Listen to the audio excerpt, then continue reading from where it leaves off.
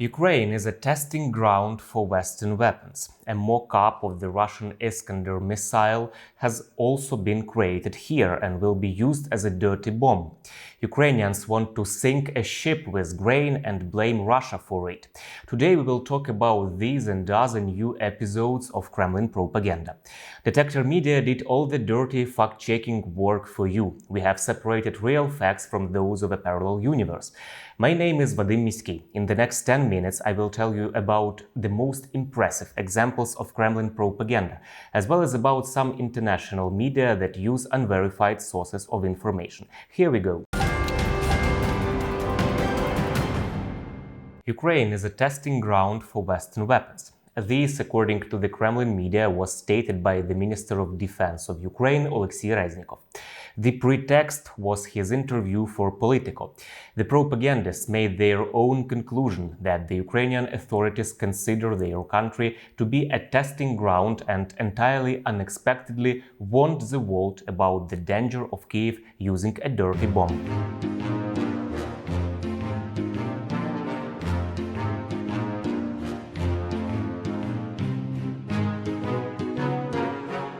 I would like to remind you that Western partners have repeatedly called on the Kremlin to stop speculations around the dirty bomb and the nuclear threat in general. If he has no intention, why does he keep talking about it? Why does he talk about the ability to use a tactical nuclear weapon? He's been very dangerous in how he's approached this, and he should just get out. He can end this all. Get out of Ukraine. In fact, in the interview, Oleksiy Reznikov discussed the prospects for new weapons to be supplied to Ukraine by the allies. The minister called on the partners to test their weapons on the battlefield against the Russian invaders to check their performance. To quote, "We have a combat testing field in Ukraine during this war. I think that all see how we use these systems. You know that we have 8 different 155mm artillery systems in the field. So it's like a competition between systems." This quote was taken out of context by Russian media. Meanwhile, the West continues to support Ukraine with weapons shipment. But we also know that this is an aggression against the very principles that are at the heart of the international system, necessary for keeping peace and security. Principles that grew out of the experience of 2 world wars and a conviction that we had to find ways to make sure that those couldn't be repeated. And so there was an agreement that you can't simply go in and seize territory from another country, that you can't change the borders of another country by force, that you can't try to erase its independence and sovereignty from the map. And if we allow that to go unchecked, if we allow that to proceed with impunity, it opens a Pandora's box around the world for would-be aggressors.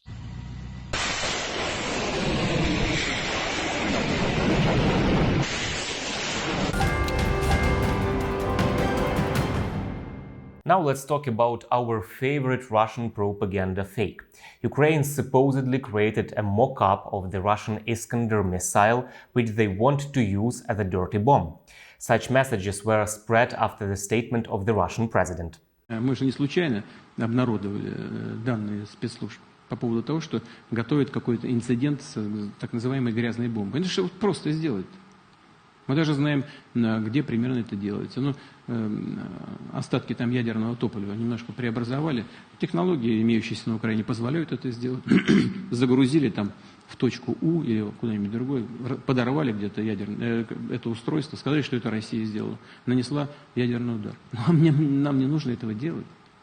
У нас смысла нет никакого. Ни политического, ни военного. According to propagandists, the mock-up was allegedly made by experts of Vadym, a leading Ukrainian manufacturer of rocket and space technology. There it is to be stuffed with radioactive material and then crashed near Chernobyl to shock the world and blame Russia. However, according to the fact-checkers of The Insider, the so-called mock-up shown by the Russian media is fake. Despite similar outlines, .U and Iskander missiles have different sizes. The diameter of Iskander is 920 mm and the .U is 650 mm, almost 1.5 times smaller.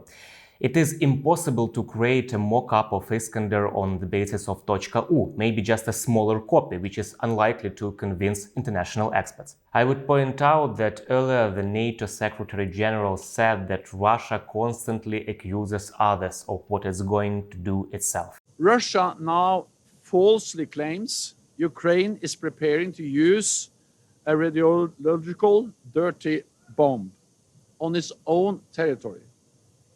NATO allies reject this transparently false allegation. Russia often accuses others for what they intend to do themselves.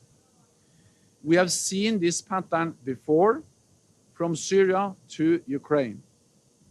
Russia must not use false pretexts for further escalation. The world is watching closely. At the beginning of the war, Kremlin propagandists claimed that Ukraine was working on a dirty bomb. Back then, they claimed that it was happening in the Chernobyl zone. However, they did not provide any evidence, although the exclusion zone was captured by Russian troops. After Russia's statements that such a dirty bomb was being developed at the Ukrainian nuclear facilities and scientific institutions, Ukraine invited the International Atomic Energy Agency to come and check everything. The inspectors arrived and checked locations pointed out by Russia and, what a wonder, did not find any signs of nuclear activity and materials there. So it was just another lie. Ukrainians want to sink a ship with grain and blame it on Russia. This fake was spread by anonymous Telegram channels controlled by the FSB. Supposedly, with this provocation, they will try to boost anti-Russian discourse, that it is Russia that provokes famine in poor countries. The fake about the sinking of one of the ships with the grain is probably a signal that the Russians already have a similar plan. Propagandists are working in advance to shift the responsibility for their crime onto someone else. Turkish leader Recep Erdogan was able to bring the Russian president back to the grain deal. Всем известно, что, к сожалению, Украина использовала этот гуманитарный коридор для попыток нанесения ударов по Черноморскому флоту.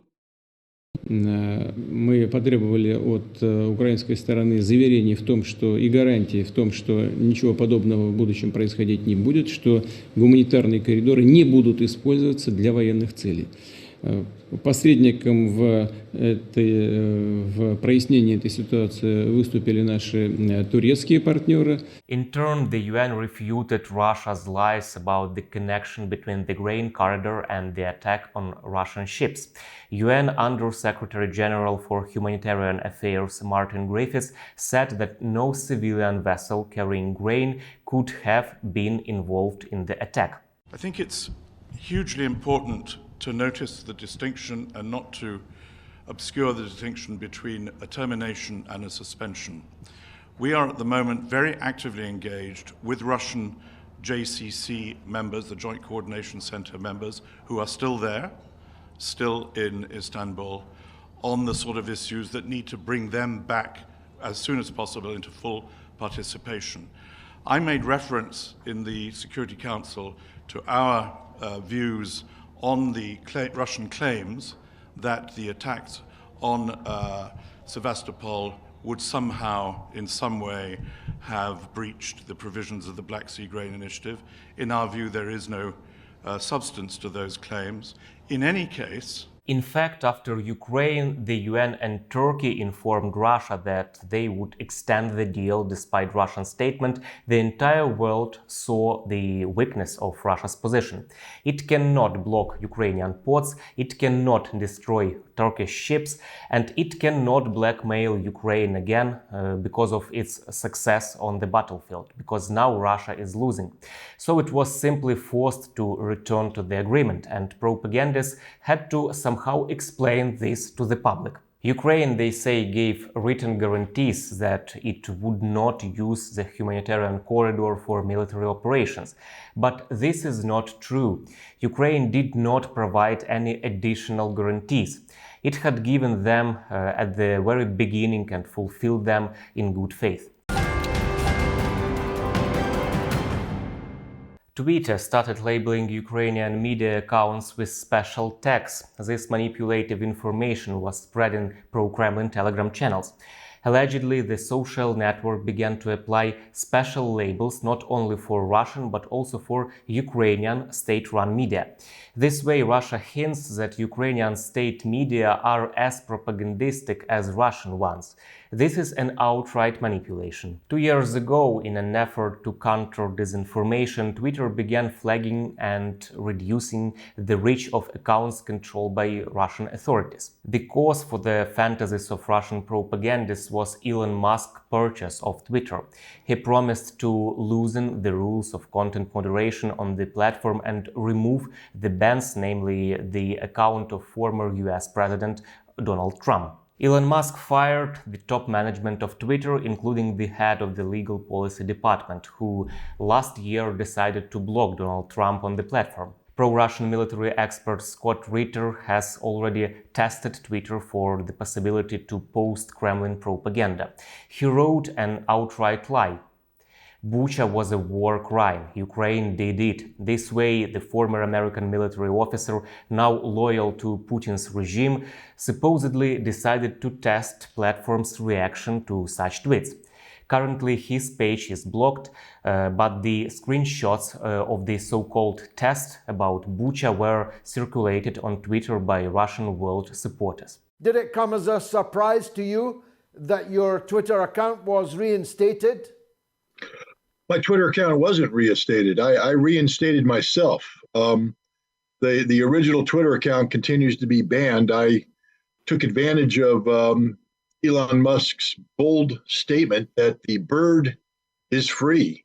And so to test that theory, I reinstated myself onto Twitter by creating an illegal account. It's in my name. I'm not hiding who I am. And then I tested Elon Musk by making the following statement. Bucha was a war crime. Ukraine did it. And within 12 hours, Twitter banned me. The hopes of the Kremlin media that Twitter will allow spreading propaganda were in a way inspired by Elon Musk himself. In October, he published the so-called peace plan on Twitter, which was supposed to help end the war. Elon Musk is convinced that Ukraine should give up Crimea and adopt a neutral status. This angered Ukrainians. And this is a tweet by Volodymyr Zelensky. Here is a question and two answers. Which Elon Musk do you like more? The one that supports Ukraine or the one that supports Russia? The question is rhetorical, don't you think? Well, let's sincerely hope that the richest man of the planet will be able to limit his personal control over Twitter with rules, procedures, and common sense. And that Elon Musk will not turn this social platform into a paradise for Kremlin propagandists. Good luck!